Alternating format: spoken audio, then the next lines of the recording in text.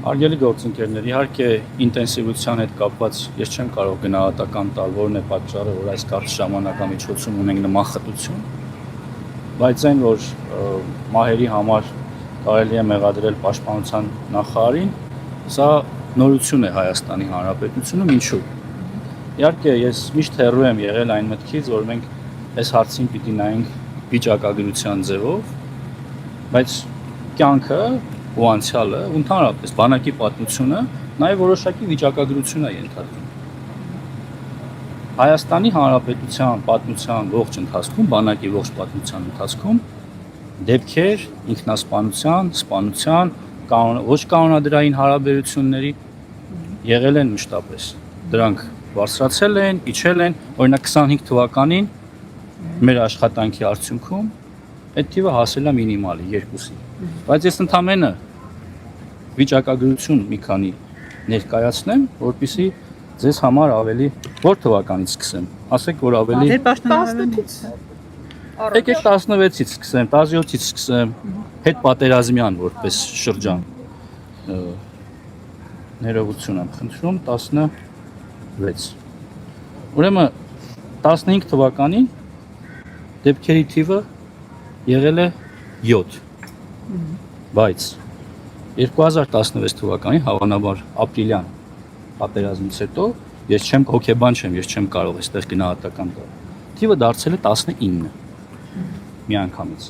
Այսինքն նույն ժամանակաշրջան նույն նախարարն է աշխատել։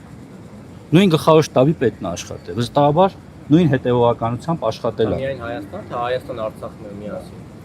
Խոսքը վերաբերում է Հայաստանի Հանրապետության բանակին։ Հարգելի գործընկերներ, 17 թվականին թիվը դարձել է 13, սկսել է նվազել։ 18 թվականին 12, 19 թվականին 11 դեպք։ Ես խոսում եմ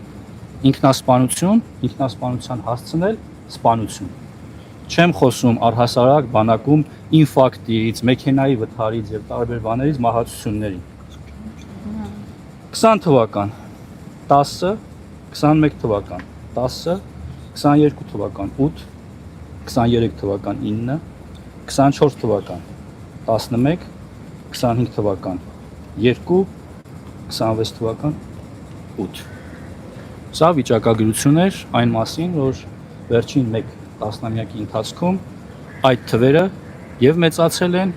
եւ պակասել են։ Սրանք ունեն տարբեր պատճառներ։ Իհարկե դեպքերի մի մասը ոչ կանոնադրային հարաբերությունների արդյունքում է։ Մի մասը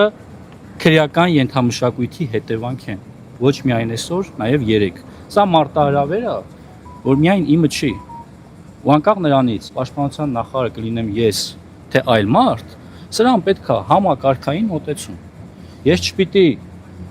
խորշեմ, լսել, որ դուք ներկայացնում եք ինչ-որ պրոբլեմ։ Այդ պրոբլեմի հետևից պիտի գնանք, դուք էլ ես էլ։ 98 թվական, 50 դեպք։ Այսինքն ես ուզում եմ հասկանալ, որ ես ազնվորեն եմ հարցին մոտենում, մեծ թվերի հետևից չեմ գնում։ 96-ի 82 դեպք։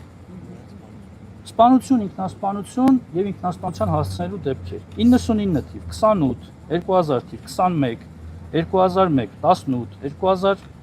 24, 2003, 15, 2004, 16, 2005, 15, 2006, 13, 2007, 15, 2008, 11, 2009, 15, 2010, կրկին 21,